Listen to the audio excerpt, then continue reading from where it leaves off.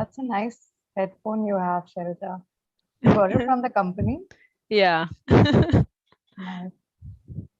Hello, everybody. Like you've already seen our panel, they're friendly and they're already friends with each other in the short period of time that they've been here.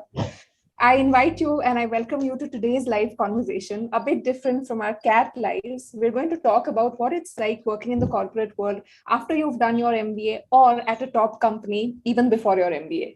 The panel today is very diverse. We have people from fintech, from finance. We have Shailaja, who's a senior professional. We have Shreya, who's young. She's worked at Microsoft before her B school. And we have Simran, Samad, Shivani, who bring in different experience from different industries. And they're going to talk to you about what it's really like working in the corporates, about the bits that people don't generally say.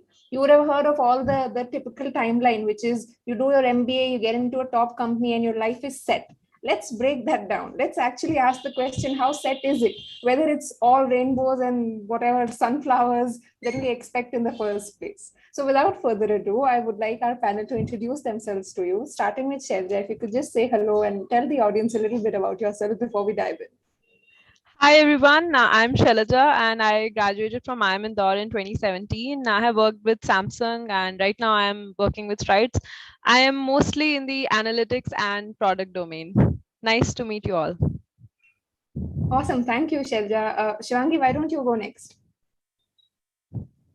Hi, I'm Shivani. I graduated from XLRI in 2021, and currently I'm working with Vedanta Limited in their HR department.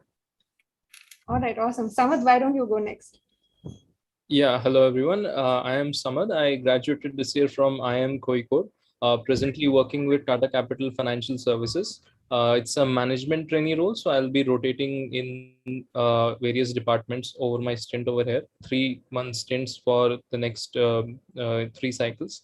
So earlier I worked with Tata Cleantech Capital in green finance. Now I'm presently working in channel finance and vendor financing. Okay, that's too much information. Thank you so much, Samad. We get it. Shreya, why don't you say hello to everyone? Hi guys, I am still at IIM Ahmedabad and will be graduating in 2023. But I worked with Microsoft as a software engineer during the past year, and it's nice to meet you all. Nice to have you, Shreya. Somebody who'll share a different perspective, the perspective of someone who's young and has the experience of working at a company many aspire to be at. Finally, Simran, why don't you say hello to everyone? Hi, everyone. And before my introduction, Oshin, we all are young, okay? I've heard it like so many times. I know we are nearing 30, but don't give us that time. So, hi, everyone. Yes, I'm young too. My name is Simran, and I am from IMK as well. I am Kozhikode, and I was a batchmate with Samad. And I'm a non-engineer. I did management both in undergrad and in masters. So I'm basically jack of all, master of none. But I have 3+ years of work experience. It's majorly in consulting, marketing, startups, etc. Currently, I'm working with PwC US. And I interned with the same company as a summer intern through my MBA, and then I landed a PPO. Now I'm here with little 3 months of work experience after MBA. I'm here to talk about the reality checks that we've received. So hope you find the session useful. Look forward. Awesome. Thank you so much, Simran. And once again, welcome our very young panel, all of you, to the live conversation. Without further ado, I'm going to ask Samad to dive into the first reality check that you'd like to give to our audience about what it's like working in the corporate world. Okay, so upfront, what comes to my mind is, if you're from a Premier B school, just don't have that, feeling of entitlement that you would be treated better or worse as compared to others. After you're done with your B school and you come to the company and you join it, you all are at the same level. It's the kind of work that you bring to the table and the kind of deliverables that you have. That's the quality of that sort of decides how you're going to be evaluated and judged. So that is one thing. And ironically, if you're from a good B school, the management has this perception that you would be performing better in certain high stakes projects. So it's as a management trainee, you would see in any of the management trainee programs, you'll probably see people from tier 1 B schools get involved into very high intensity projects, or very high stakes projects. So because the management expects you to actually deliver or live up to the name of your college, and um, they have a lot banking on the way the how well you're able to deliver. So yeah, that's one thing which comes to my mind. All right, awesome. Thank you for that start, Samad. In fact, a lot of times we hear B school students be very excited about the kind of opportunities their B school will help them unlock. But the lesser talked about side is the con of the same opportunities you get is the more high responsibility and more expectations from you because you're from that particular B school. Okay, awesome. I'll go to the next person, which is Shailaja. Shailaja, what do you think are things that are not talked about the reality of working in the corporate world, building that career? So, two things which come to my mind. I'll start with the first one. First is your work. Let your work speak for itself, and you should not do self promotion. I do not think that is correct. Even if you are the best working person in the company, you have to showcase what you have done, not just to your boss, to your clients, to even the other key stakeholders. Because when you have reviews, then a lot of people, key stakeholders from multiple departments will sit in your review. So it's very important to make sure people know that you are actually doing work, and what kind of work, at least the key highlights should be known. So sometimes what happens, for example, I worked in the CXO's office, so you cannot meet the CEO every day, right? It's not possible. You can't even chit chat every week sometimes. So it's very helpful to at least drop a maybe weekly update on what you have done, and at least have some catch ups where you discuss what you have done so far, what are the challenges you're facing, what are the potential risks you see, and what is the future plan, and a general chit chat too about personal life and like normal chit chat, to connect with your boss and all. The second thing, which I'm not sure is very talked about or not, but you should not leave any money on the table. So most of the companies allow you to reimburse your travel expenses, or Ola, Uber, hotel expenses and everything. So what happened, like in one of the companies, I'm not going to name it. So I went on, some business trips. So sometimes what happens, the workload is so much that, you forget to kind of claim the money back. And you think, okay, I'm not doing anything wrong. I am not claiming, right? So it's not something wrong. I mean, I'm actually, doing the company a favor, but it's not like that. Sometimes what happens is, if you do not claim your expenses, then people think you have not actually gone on that trip. Or let's say if you're especially if you are in a sales or a client dealing kind of environment, and so basically your expenses claims are a proof that you have actually visited that client, you have actually gone on that business trip.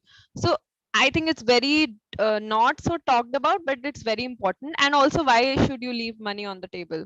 You should not. You should claim as much as possible, which is legally and ethically. Yeah, just one caveat I want to add. So many people actually fudge the bills.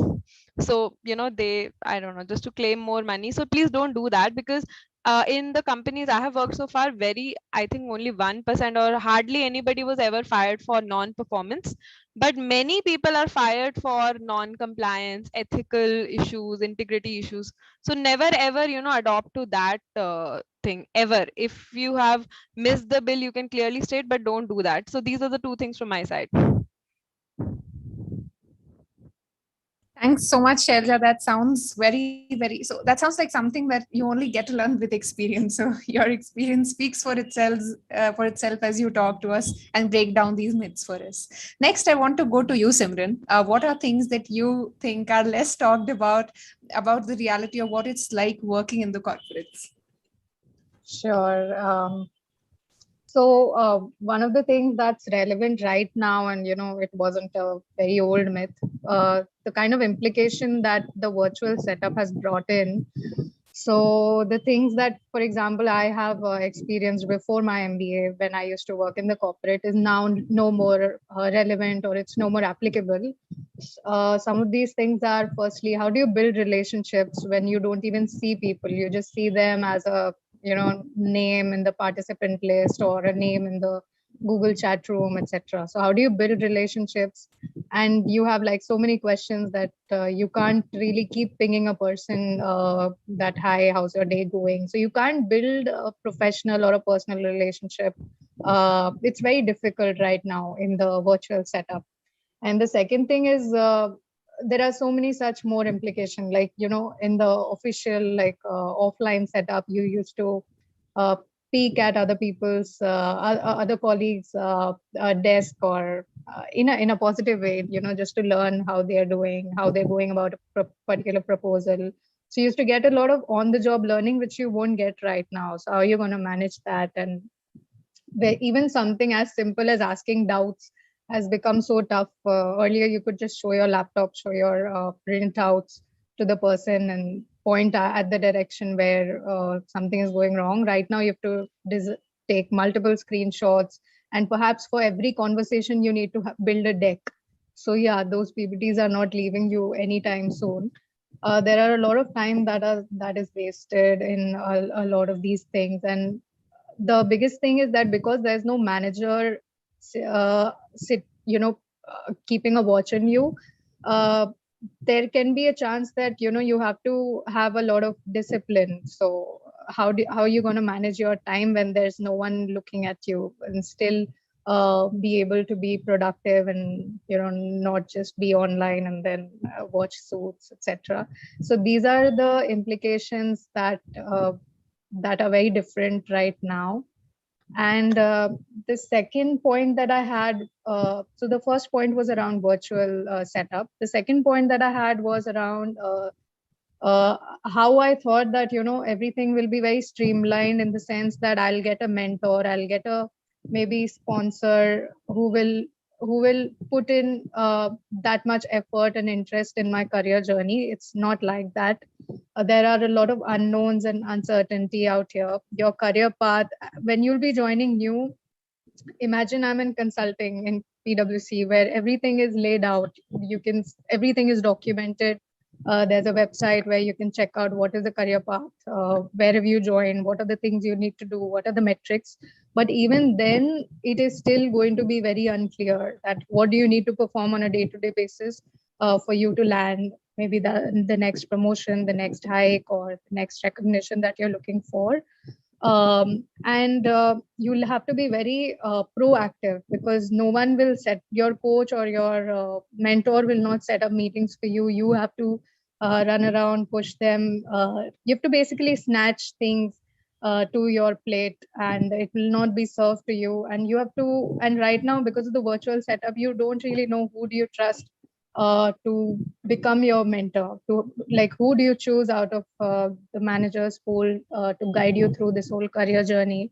So, but you will have to choose a mentor who can, you know, guide you and give you that time.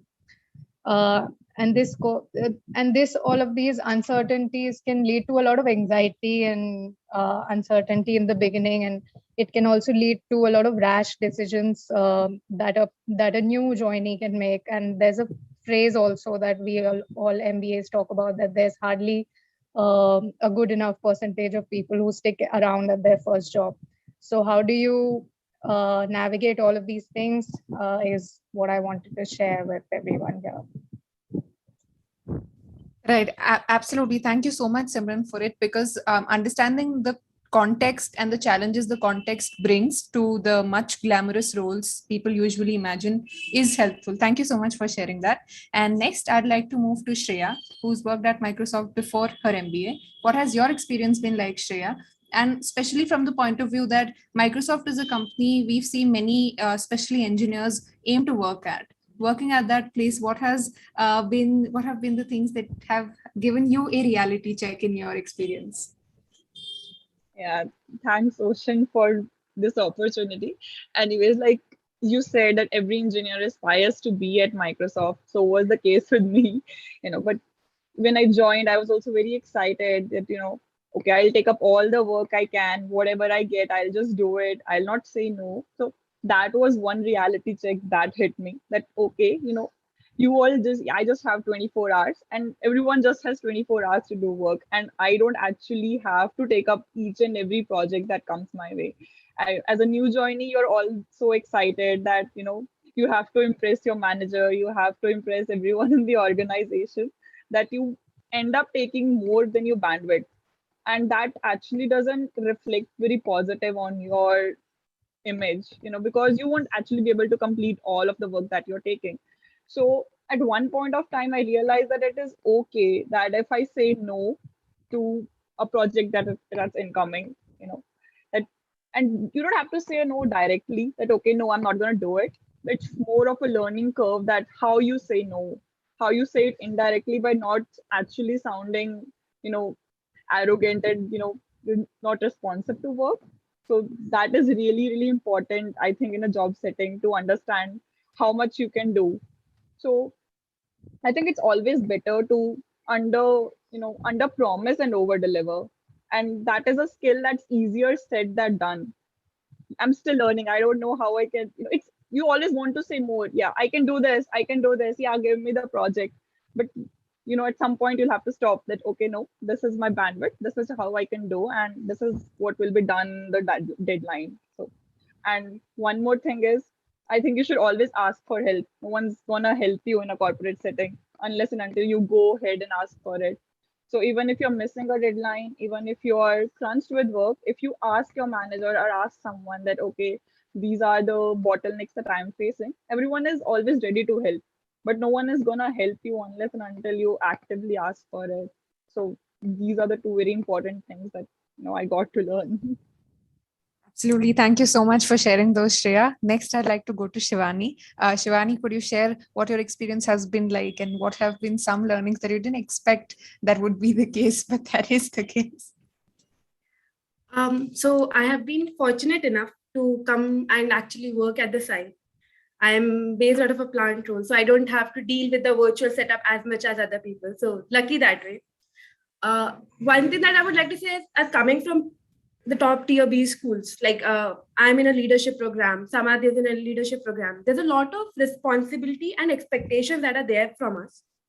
At the same time, we also expect to be involved in high stake projects, but there will be times when you will be given tasks which you don't like, which you might think, "Arey yaar, mujhe nahi karna chahiye." But it's important to do it. It's important for you to do those menial tasks to actually learn more about what is there on the ground reality, and to understand when you are, let's say, 2 years or 3 years down your career path, you need to know what is there at the ground level to actually think from a macro level.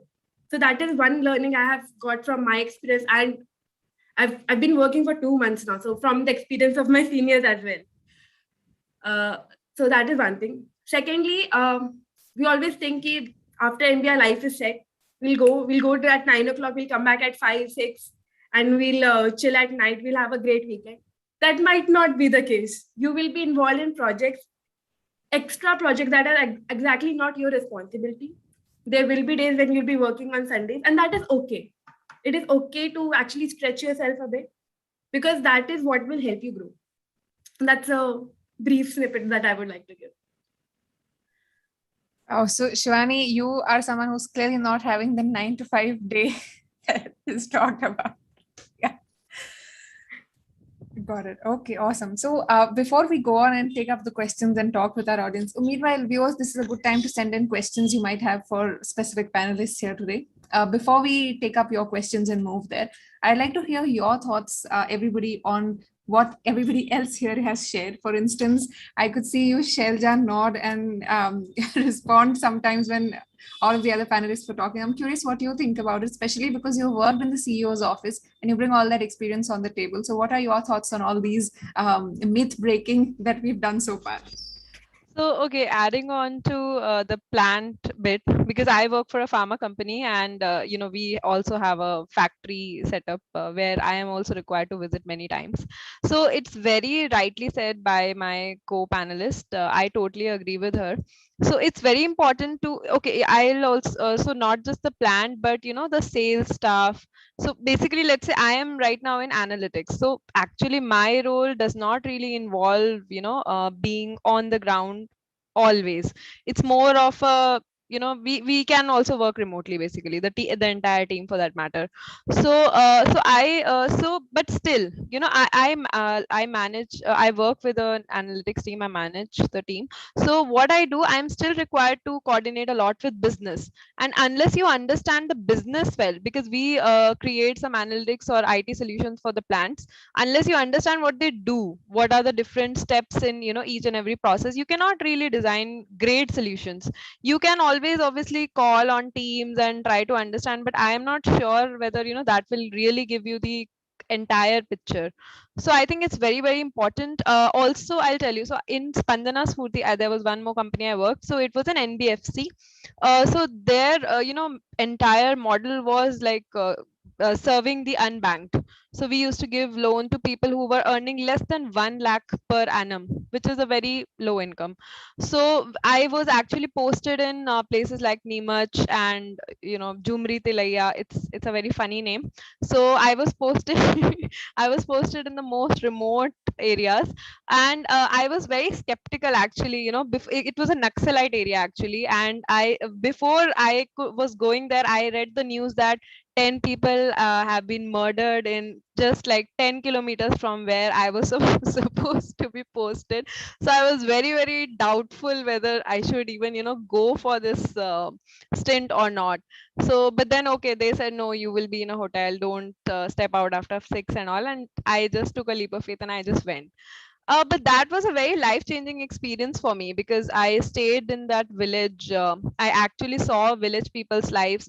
We used to give loans to farmers, drivers, I mean, people from very, very, low income groups. So I actually saw what they do for a livelihood, how we are trying to understand whether this person should be given a loan or not, because they don't really have any papers on which you can, actually assess them always, especially the new folks. So it actually gave me insight into a branch manager's way of working. So it's very important to know the ground realities and also go for experiences which you might conventionally not have gone. Like before I joined MBA, you're like, okay, we'll go to US, UK, but actually you are going in villages also. So it's quite reverse, but you should be ready to take up, and you will enjoy it. Thanks so much for sharing that, Shelja. One of the other guests here at Inside IM, she got into Colgate, and she shared how she before her B school, she expected she'd go to places, posh areas, big cities, metro cities. And then she realized she's being posted in some small village in Uttar Pradesh, and she's working day-to-day life. She's meeting retailers and shopkeepers and all of that. So I think another myth to add to all of yours is it's not going to be all the posh city things that we imagine after the MBA. It could be villages, it could be districts you've never heard of, and that's where you get your learnings from, like you rightly said. I'll at this point I want to open this to all of you, Shreya, Simran, Samad, Shivani. What are you thinking? What's on your mind? I was just thinking about the locations we get, right? And especially in manufacturing setups, be it ITC, Asian Paints, whatever big manufacturers we think of. We always think of these remote locations that will be posted in. But I'm going to flex here a little. And you could also be in Goa, guys. I'm in Goa. Everything is working out. Okay. Please don't fret if you are in a manufacturing setup. Jealous much? I think what building upon the point which Shelja also mentioned, I think the broader theme here is, stepping out of your comfort zone. I think I think Shivani will also agree to this. If you are in a leadership or an MT program in any company, usually you are expected to, take certain, and if there is a rotation, obviously, you are expected to take up roles which are you otherwise might not have chosen. So it will basically help you in understanding the business. That is one. And another is that if you haven't explored a particular area, then how would you know whether that interests you or not, or whether you want to do that particular thing beforehand? People have these conceptions that I want to take up finance, marketing, or HR. But if there is a particular role which you experience through this rotation or this MT program, and it is something which you end up actually liking, because that's what you're actually hands-on doing, So then I feel it's a much better much better route to take rather than sticking to a particular project, having preference for a particular project itself. Yeah, I think Samar, that will also help me during my summer placements. Even I am confused which role I should take. Right now, I just have, take preferences that I'll go for product management and, consulting as everyone else has. But I think diving into other roles and getting to know what actually is doing them will, help me find out what I actually want to do. It's so true. That will Yeah. save you the extra anxiety which you have in the placements also. If you don't get your usually Yeah. I don't want to set up the stage for this internship, what to expect and what is the reality, because there that's a separate topic in itself. But I think it helps that you have do not have a set expectations before, and that helps in any scenario, whether it's placements, whether it's starting off with your job post MBA or any other scenario. Yeah. Mhm. And yeah, I wanted to add a few points here that just came into my mind while you all were speaking. So one of the things that got mentioned here was that, earlier any kind of new opportunities that used to come up, because we used to be in the office floor, we used to know that, okay, these are the 3 new projects that have come up, and people used to lobby. I wouldn't say lobby, but go to the manager in charge and say why you're fit and why you really want to do that particular thing. Right now, you don't even have the visibility that what projects are coming. So that is something that is a bit more difficult. That how you that interpersonal relationship, how do you go about the office politics, etc. These are the things that are never talked about in MBA, and you will also have a lot of conflict situation. So conflict is a word that is always used in interviews, but in MBA you get to face some of it. But you if you are doing an MBA right now, if you have time, uh, and if you're in such situations, try to practice all of these things and at least be observant of these things, because you're going to face a lot of these things in the corporate world, where you'll be a part of say one team, and then you'll be part of the next team, and when you're a part of the next team, you have to give instructions to the previous team. So how maybe at times, you being an entry level person, you are giving instruction to a very senior person. So these kind of situations could exist in so how do you handle those kind of situations? And it's no more an MBA, it's no more a mock presentation you're doing. It's actual, you have to actually deal with ego issues and a lot of things that go behind these conversations. And the next thing that I wanted to talk about was work-life balance. So not everything is negative. We don't want to scare you that corporate world is going to be very scary. Uh, you will make it through. We all are making it through, and you'll have all the guidance. One good thing is that these days, companies are focusing a lot on work-life balance. So it is not completely right to think that you'll have to completely slog everything because just because you're paid a particular CTC. Uh, they have, because they want to attract the best talent. That is why they have good policies in place, and it's not just for namesake. It is being followed. Of course, in India we have a long way to go, but these work-life policy balance policies are there. So I would like to flex whatever little flex I have, not the Goa, but in terms of work-life balance in PwC, what we've seen, and I'm not selling, I'm just trying to give you more perspective that how these companies have become more, thoughtful about these things. So on Fridays we have like a no meeting thing. So you cannot be put on any meetings. So you get the Friday off that you can focus on yourself, and you don't have to uh, be very exhausted sitting on meetings. Then if you take a 5-day continuous leave, you are paid a particular remuneration. So you're paid to take leave, long leave, so that you focus and you take time off and you chill with your family. That's also important.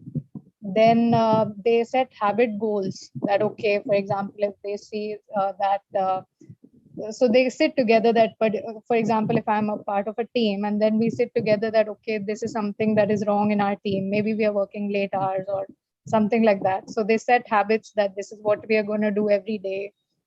Then there are challenges that weight loss challenges, marathon challenges. So they try to make it fun every time, Swiggy vouchers, etc. But of course, it's not as fun as it used to be earlier.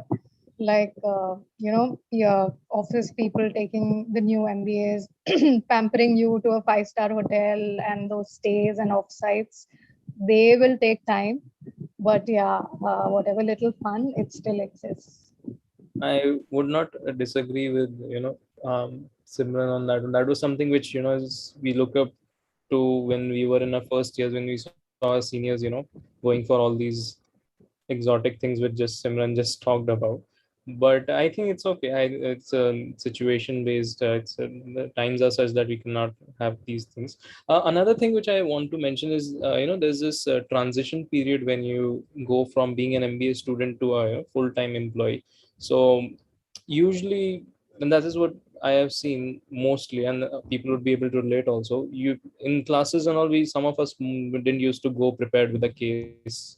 It was a common practice. But if you're going for a client meeting, can't be expected. You have to be prepared for all the things which are to be discussed. If you're not prepared, then you would be in for a pretty hard time. So that is I feel the in classes you didn't have that much of an accountability. The worst that can happen is the professor might just yell at you and throw you out of the class. And in online setting, I'm sure that doesn't happen. But if you're there in a corporate setting, then you would be expected to know things in and out, especially if it's in a client meeting, because you are the face of the company in front of the client, and you cannot be expected to fault over there, because it will reflect poorly on the company, right? So that is one thing which people should keep in mind while making their transition from an MBA student to a person working in a corporate. One thing I would like to add, so from my experience, what I have seen is when you start your, start your job journey or corporate career, that time hard skills can play a decent amount of role. But as you climb the ladder, as you grow experience, then your relationships, networking, at least, after MBA, it will play a more far bigger role than the hard skills that you possess. I'm not saying hard skills are not important, of course that's not the case. You should definitely upskill yourself in the upcoming let's say, I think tech is very big right now. If you are a finance enthusiast, of course you should be very thorough with the finance concepts, even if you're in consulting for that matter. So of course that is very important. But then at the same time, start building your social profile. There are so many networking events, so be a part of the alumni communities after you have actually graduated. Keep in touch with few key people. If you're still in college, then please ensure you make at least some decent friends, not necessarily like study buddies, but people who you can at least take referrals from later. You should at least have that much of rapport. And if you were not for I mean if you did not make such friends in MBA, then reach out to other people. And the best way is that you first help the other person, or be have such a reputation that people can actually benefit from you, and then you will see your network grow like anything. Because in the bigger roles, where you will get 500% hike, or I mean any amount of hike for that matter, when you are in leadership roles, hike doesn't is immaterial. So that time they are looking for people who are well connected, who have very very great relationships. So try to build on that apart from your hard skills. I think that's a learning that made everybody on the panel think for a moment. Thank you so much, Shailaja. You spoken a very thought-provoking idea. See, I'm stammering. It's so thought-provoking. We'll go to the live questions, and we'll just quickly talk about the things the viewers are curious. One of the things I remember from the first few comments was someone asking about what kind of skills do corporations and top companies expect from MBAs, things that are sort of must knows for you. Nobody will teach you those, but you may not know them already, but you'll learn on the job. Anything that comes to your mind.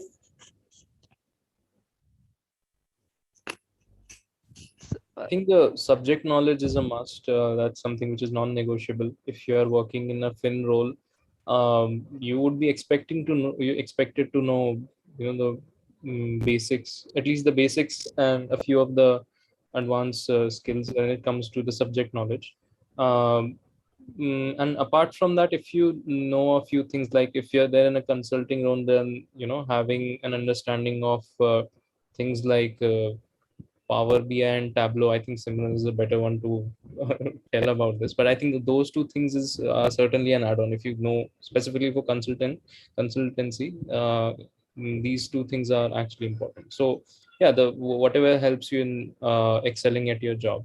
And obviously on the job is, I think, more about the execution part, that how you go about execute the skills which you already have in a manner which delivers value to our client, to the clients, and to the customers that you're serving. That's how I see it. So Shailaja, if you, any if you're please. looking at, I'll just add from my, because I come from the analytics and product kind of background. So if you're looking at being an analytics manager, then apart from what, my co-panelist suggested, Tableau, Power BI, definitely yes. Apart from that, you can also, get your hands little bit dirty on SQL, if possible Python and R also, basics of stats, machine learning, basics. Okay, you are not expected to be a coder. You will get a team and you will have to manage them, but you should just know the like basic enough so that you can at least Google, troubleshoot and things like that. Apart from that, if you're in product manage, if you are aiming, let's say, for being a product manager, then you should also have some basic idea about the different UI. So what kind of UI designs do fintech companies have, what kind of buttons do they have, things like that. Then you should also have a basic idea of the UI technologies like CSS, JavaScript, React.js, Swift, whatever. So if somebody speaks these words, right, then you shouldn't be like, what do they mean? So cloud, AWS, again, the basics of everything. SAP also, if possible, if you are at least trying for a manufacturing firm, then yeah, that is also good. So you should have the basic knowledge, at least cloud. I think there are a lot of, and also if you're targeting analytics consulting for that matter, you should be a jack of all trades and master of none. That is what you should aim at, rather than being expert at one thing. You should actually know everything to a decent, a basic level. That's what I wanted to add. Right. And before I ask you, Simran, to talk a little bit more about, because I remember in your introduction, that's exactly what you said. Before that, I want to ask you, Shreya, because you worked as a software engineer at Microsoft. What do you think was valued more, or what was more helpful to you in your first job? Was it the core skills that you brought as a software engineer, or was it more like a combination of how you worked in teams and the soft skills that come to play? See, what I felt, Ocean, was that hard skills are not actually difficult to learn on the job.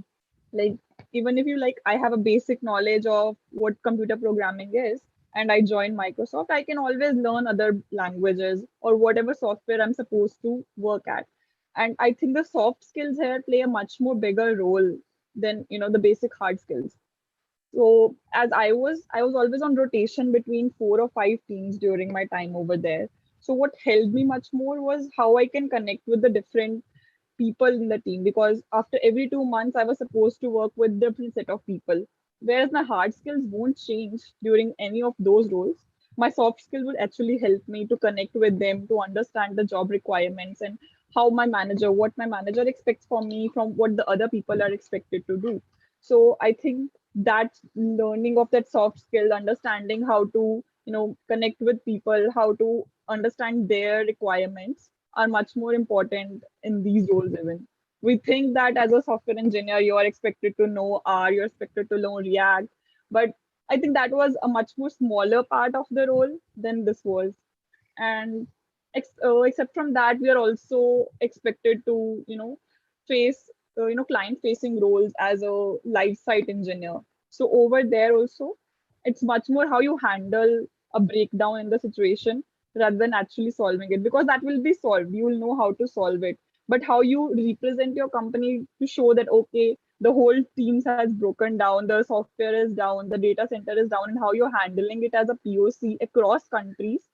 And that is where your soft skills kick in, because hard skills, are always there. You have a whole team to solve the problem, but when you're a POC in that situation, I think the soft skills are much more important in any situation. Thanks so much for sharing that perspective, Shreya. I'll quickly go to you, Shivani, because you have slightly different work experience compared to Shreya. What do you think about the skills bit? And I'll also ask you guys to jump in, Simran, Samad, Shailaja. Two things about skills. One is, what do you think are skills that are must-haves when you're sitting for your placements in B schools? And maybe not so much, not so talked about, not so loudly said, talked about all of that. And second is, what are the skills that you think really helped you personally, Shivani, in the kind of role you're doing? Because you mentioned you're at the manufacturing site. Again, not, let's be honest, not very often talked about. It's always consulting, investment banking kind of roles that get the spotlight. But in reality, what is it that helps you do the kind of role you're doing right now? Right. So it's important to accept and realize that any department does not work in silos, right? Let's say I'm in HR, but at the same time, I'm working with operations team, the maintenance team, or whatever teams are there in your own company, right? So first, it's important to understand business, and secondly, it's very important to understand how to get work done from people who are much senior to you in the organization. I'm working with a team of people, or I'm in daily interaction with people who have been in the organization for 15 years, and I need them to get something done. And that's a difficult job, especially as a fresher. Let's say you have been there in the company for 2-3 years, even they know you. But it is important to get that connect, which Shreya was talking about, right? It's important to have that connect. And secondly, it's important to realize that, okay, I am in this position, and it's not just about the experience I have had till now. It's about the position and the job I am doing and what it entails. So that is one thing that I would say. Second thing is, it's very important, like especially for some people in HR, or what we call as enabling functions, right? To understand the business. A lot of aspirants, when they enter into HR, they think like, okay, I'll just do HR. That's not how it works. That's not how it's going to work. It's important for you to understand the numbers. It's important for you to understand what production is happening, if whatever is happening in the business, even if it's not directly connected to you, your performance and what you do for the employees would be dependent on that. So understand the business and understand the people. Other skills will be learned. All the hard skills, you can learn it. If I don't know Excel, if I don't know Tableau, if I don't know Python, I can learn it. I can have a course on one of those platforms like Coursera or Udemy and learn something. But when you are in your B school or you're in undergraduation, where you are, learn how to deal with people. Yeah. So, Oshin, I wanted to add to this skill sets part. I'm not differentiating between must have and good to have. I'll just say that what is helping me right now versus what I thought. So basically, you need to have general awareness around industries, sectors, because anything can be thrown at you. For example, you have to make a proposal for chip manufacturing company in US. So you don't know anything about the industry. You don't know anything about, say, US. So how are you going to go about that? And you need to submit something by end of day. So having kind of a variety of industry knowledge, you're not expected to be expert, but just try to get exposure to all of these things. And certain soft skills that can help you is, just having general curiosity, asking a lot of questions, good questions, so that you get to know more about something more than your other peers, or you work better at a job. You need to be very proactive. You can't just sit back and think that, okay, things are going to just come to you. Research skills are also very important. You should never ever attend a meeting without any preparation. You should always have some questions. You should know who are the participants. You should know what is the agenda of the meeting. There can be times when you don't know, okay, I see 10 meetings on my calendar. I don't know what are these meetings for, but try to ask around, ping a person in that meeting and say that, what is this meeting about? And then see that, can you come already to that meeting with some kind of preparation? Prep work is very important. You need to be very confident because no matter how good you are with the hard skills, if you're not able to present the good work that you've done, if you're not able to drive the outcome of the work that you've done, it'll be a bit futile. And no matter what we all do, we are living and breathing and eating in PPT, Excel, a lot of our time. So, irrespective of the technology that has come up, we are still reliant on PPT, Excel, and a lot of these things. So try to don't run away from these in campus. Try to be good at it, because love it or hate it, you will have to do it. So you have to be very analytical, case solving, and some of the things which I used to find very jargon like, and I used to feel that, okay, is it even followed in corporate world? These topics are, I was kind of surprised that, okay, this is actually talked about in the corporate world too. It's not just something talked in academic class or talked in just a startup world. So these topics are something like design thinking, journey map, user stories, agile, project management. So these are the words that I'm seeing are really valued right now. So apart from the hard skills, having this kind of mentality, this designer thinking, not designer thinking, but even like a design team is better equipped. A user experience team is better equipped. They know all of these things. So even an MBA should be aware of all these things and try to not just know it as a concept, but try to implement it in their day-to-day work. And one thing was project management. So PMO, like project management and operations, I think 50% or at least 20% of your every day or every week, every month, you have to do some planning, prioritization, that I have 10 tasks for myself and my team. How do I prioritize? Which one is important? Which one is more urgent? So all of the PMO tools is going to fall in your plate. Because you're going to be a new person to the team. If you give that value to your team, that, okay, manager, okay, director, you don't have to worry about this prioritization. I, as a new analyst or an associate, I'll take care of you. It's something really good as a value add that you're giving. And to all the people who are trying to get into the whatever field you want to, it can be very confusing because there are so many skills to learn, so many tools to learn. So this is something that I learned very late, that I always wanted to be a generalist. So I wanted in the beginning that I want to have exposure in blah, blah, blah, these many things, so that I can later decide what I can specialize in. But the truth is that the earlier that you try to find that, okay, at least these are the things I don't want to be in, this is what I've narrowed down to. And even after narrowing down, this is one or two things that I really want. That kind of shortens your skill sets that you need to learn. Then look at the JDs, like what are the big companies and what are the good roles. Look at the JD. Most of the JDs have what they're looking for. Then use that and see where are you going to find that skill set. Are you going to learn it in your MBA? Do you need a Coursera? Do you need a separate skill, a person to teach you?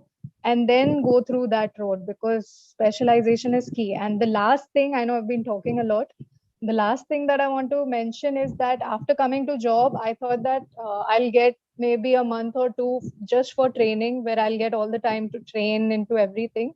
That's not the case. Use the time that you have where you are in MBA or you're studying and learn all of these things, because once you're here, you will not get too much time to, upskill yourselves, and you will have peers who are coming. Say, I'll have Shreya with me, and Shreya is already a software engineer. She knows about it much more than I do.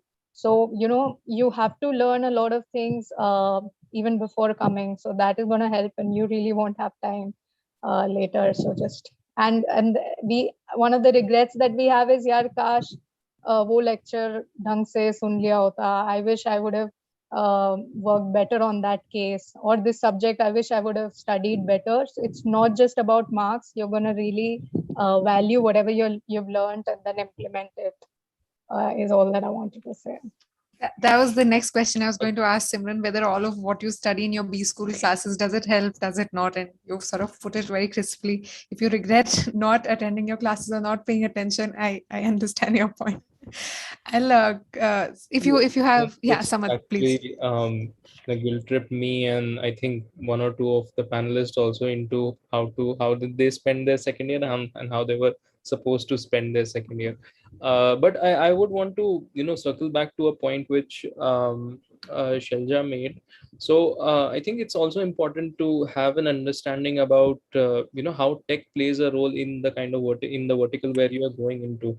So like the project which I'm currently working on involves has me looking into different models followed by fintechs to cover the people who are still unbanked or not do not have a formal setting to who are not in the formalized loan infrastructure in our country. So there are a lot of startups who are actually working on innovations to disburse it without any proper documentation or disburse in a certain timeline. So these are the couple of things, the implementation of those models. So the core technologies might be the same, which we the buzzwords like blockchain, AI, and predictive analytics and all. But to have an understanding that how all these come together to have a tangible and a feasible business model, that is something which will probably differentiate you from the crowd if you are sitting for a a finance interview, and if you're able to come up with all these solutions, if have an understanding of all those business model which are actually in play. So that will help you also relate with all these things better, and it will help you project yourself as a person who's much more informed about how to go about implementing all those things rather than knowing the actual workings of all these new and emerging technologies. So that's Great. I would like to add on. Definitely. Thanks so much, Samad. And at this point, we have two live questions that I want to take up. The first is Akshay asking, this question is to you, Shelja.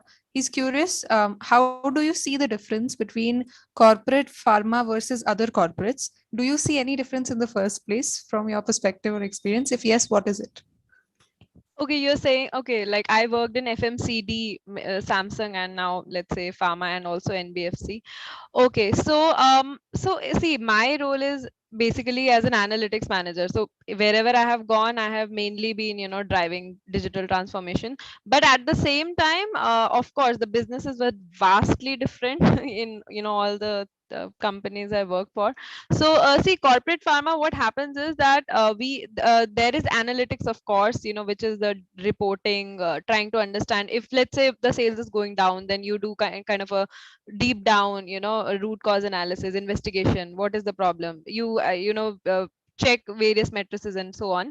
But also there is a lot of ground level digitization involved. See, the problem with pharma, at least the manufacturing setups, is that the data is not readily available. Okay, so the scale at which we operate, we have so many shop floor employees, and they are supposed to record things in node, some kind of hard bound books. They are supposed to, let's say, take some readings, for example, when they started the machine, what was the reading? When they ended the machine, what was the reading? How much quantity of tablets did they produce? Something like that. So what happens is, because the scale is very, very large, there are so many plants, and there are bound to be so many errors also. And also, the data collection, now this data is there, let's say, in physical format. How do you have something like, we do have those what do you say, OCR, I mean, some things which can scan the physical copies and convert it to some kind of a digitized format. But then the accuracy will not always be correct, right? It's not like whatever was actually written will actually be read by the machine. Sometimes people have a very different handwriting, bad handwriting. So there are different kind of challenges. So that is the challenge I have, you can say, faced at not just pharma, but any manufacturing or shop floor level, even Coke, for that Coca-Cola, or any such company which actually manufactures things on the ground. So that is different, and pharma requires a lot more domain knowledge than the other field. So see, fintech and FMCD, it's okay, I mean, it also requires a lot of knowledge, but we are still, at least little bit familiarized with these things. We read the news, we know Paytm, we know all these things. But pharma is very, very technical. You should know the formulations, the tests, different tests. I'm not saying you should be an expert, but you need to at least know the basics to even, talk to people, to understand their business requirements, to convert the business requirements into technical, products and things like that. So that's the difference. Thank you so much, Shailaja. I'm sure that Akshay totally got his question answered. I'll quickly take up the next one, which is Sabyasachi asking, can I build my career in the cab industry like Ola, Uber, Zoom Car? Do you think it's a growing industry? Anybody who has any thoughts? Consultant to the rescue, Simran is gonna tell this.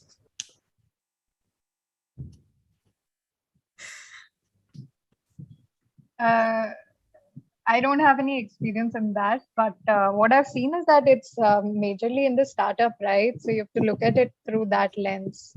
That Ola, Uber, they are into startups. What kind of strategic changes are happening? Are they what is Ola looking at in the future? So if you really want to enter Ola, you need to look at what is buzzing right now. So, for example, they are entering into electric vehicles. So read about that and then see what are they expanding on. But I'm sure that it is not that hard to enter there, and you can go on LinkedIn and see the kind of jobs that they are posting. They are really on a hiring spree, if I'm not wrong. Yeah, Uber also made a lot of money by, from the Zomato shares that they had in lieu of the Uber Eats shares.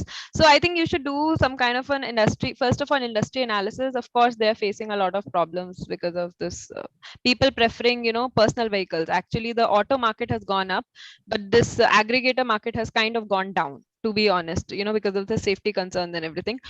So yeah, industry is a problem, but then these two companies, at least, right, Uber and Ola, they have kind of diversified into multiple things. Ola is also into scooters. So Ola is actually coming up with the biggest factories, just like my co-panelist mentioned already. So I think it's a so you should not just consider their core business offering, which is cab aggregation, but the new businesses they are in currently, what kind of profits they are making. You will get those figures actually, what is the year on year profit or growth, because they're all public companies. So you should, I think, go through that. Is there any news about firing people recently? For example, Oyo had a lot of firing in 2020. So did Ola and Uber also have something similar like that? So you should, I think, research on that before deciding. Talk to employees. Yeah. Absolutely. Thank you so much, Shailaja. Very comprehensive answer. Same thanks to Simran. I'll now ask all of you to summarize in brief all the expectation versus reality myth breaking that we've done in this conversation for anybody who's just joined or wants a basic summary. Let me start with you, Samarth, because you started, and then I'll ask all of you to go line wise and summarize not just the points you made individually, but also other points that you've heard throughout. No copyright issues. Yeah, so like we discussed, that the premise of this discussion is that is everything rosy after an MBA. So I think the short response would be, it's more of a challenge than you think than that it is, because one transitioning from a student life to a corporate life is in itself quite a change in itself. And then the certain caveats that we discussed around how to go about, uh, how to go about um, going in the adjusting to that workspace, be it work life balance, or be it bringing to highlighting the work that you have done in the organization, or dealing with with your superiors, or in terms of asking for mentorship, which is very important. And we have to adjust ourselves mentally into this when it comes to mentorship in this pandemic times, because we are not face to face there in the office for most of the people. So those are the couple of things which we need to take care about if we are have to if we were to have some a seamless transition, rather than facing challenges on our way when we are making this transition from a student life to a corporate life. Absolutely. And you also talked about how coming from a top tier B school doesn't entitle you to a growth Yeah, trajectory correct, that's, correct, yeah. correct. So to a growth trajectory that's going to be very, very high, regardless of what you do or don't do. You have to show yourself, prove Yeah, yourself at work. And it's a outcome based this thing. if you're able to deliver the outcome and the results, then only you're going to get recognition. Your B school tag is going to help you, may get some good projects and all, but then again, ironically, it will also lead to companies having more expectations out of you in terms of your deliverables and all. So that's how it is. Absolutely. Thanks so much. I'll go to Shailaja next. If you could summarize the myth breaking that you've done for us in this conversation in brief. Yeah, so I would like to say that do not leave money at the table. Claim all your expenses. Then your work does not speak for itself always. You have to market it as well, at least sometimes. Then before joining any company, do your research. Have custom tailor-made CVs for different kind of profiles, and what else? So work-life balance we talked about. So it's not always all bad. So companies are coming up with different kind of initiatives to kind of retain employees. Yeah, I would like to pass on to the next person. Definitely. Shreya, if you want to summarize your point. I think Samad and Shailaja pretty much did the job of summarizing, but yeah, I'd like to add that you need to learn how to prioritize on your job, what you have to do and what you don't have to do, and be always like open to new experiences. I think that's pretty much it. And adjusting to the virtual setting is really important. Like, that's what I face. I just joined online, so knowing how the organization works is not pretty easy when you join online. Right. And so I love how you're summarizing each other's points and not your own. I just remind you, Shreya talked about how saying no is important. You could be very excited in your first job, but you just have 24 hours. It could be impossible to manage all the commitments if you take all of them. So don't be rude about it, but yes, think about it and decide when it's better to say no and do the things that you're doing, do them well and do them correctly and produce results there. I'll go to Simran next and ask you to summarize the things you talked about, Simran. Yeah, summarizing is not really my forte, but as you've seen, but I'll give it a shot. So some of the points apart from mine were, what I think Shailaja mentioned, that you need to market, you need to share weekly updates maybe of what you've done. Even if it is not asked, keep sharing emails that this is what I did today, this is what I plan to do tomorrow. Build relationships, even in the virtual setup. Try to learn things as much as you can before the job, because after you come to the job, you will get little time. Try to focus on specialization.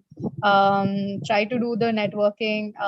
In the virtual setup, time management is going to be difficult. So you need to have a bit more extra discipline and productivity management game going strong than you did, in an offline setup. You need to look at proactively find a mentor who can sponsor your career journey. Otherwise, you'll be just sitting out there figuring out that what do I talk about in a career roundtable discussion? What do I talk about in the next review? Be aware that when are these time zones, milestones planned, like in July, you have this, in September you have this. So be prepared for meetings, be very proactive, and these were basically the things that I talked about. Thank you. Shivani, how about you go? So actually, I don't think I would do a good job at summarizing, but there's one note that I would like to leave with. It's best if you stay humble, stay grounded, but don't underestimate yourself at the same time. And your corporate life is as rosy as you let it be. It's your prior expectations what basically define what myths you have in your mind. So I came as a blank sheet. I did not think, this is what my life would be like. And I'm happy wherever I am. So it's just like what you expect out of your job will define how rosy it is. So it's a personal experience, and hopefully it will be mostly good for everyone. It's not going to be 100% for anyone. Thank you so much, everybody. This was as much fun as it was helpful, I imagine. Our viewers shared feedback. They found it helpful as well. I want to thank you for making the time, for sharing your honest experience with us. However much you've shared, I'm sure this is just a portion of everything you've experienced, but even that is enough. Thank you so much, all of you. And thank you to our viewers. I hope this was helpful. Let me know what you guys think. And I'll see you next Thursday, 6 p.m. Bye-bye.